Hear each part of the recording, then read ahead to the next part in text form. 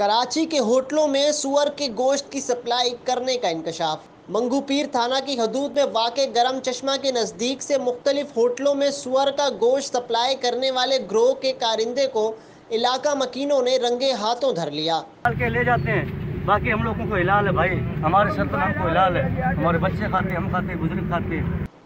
सनसनीखेज इंकशाफात के दौरान ये बात भी सामने आई है कि मुलजिम ये गोश्त ना सिर्फ ऐसे होटलों में सप्लाई करता है जो गोश्त को बड़े या बकरे की कढ़ाई बनवा कर फ़रोख्त करते हैं, बल्कि ये गोश्त ऐसी बेकरियों पर भी फ़रोख्त किया जाता है जहां इस गोश्त से कीमे के कबाब या समोसे बनाए जाते हैं।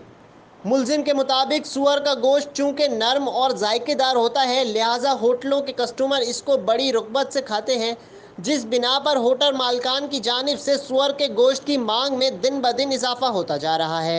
इलाका मकीनों की इत्तला पर मुलजिम बिजरिंग को पुलिस ने जाए वक़ुआ से शिकार शुदा सुअरों समेत तहवील में लेकर मंगूपीर थाना मुंतकिल कर दिया।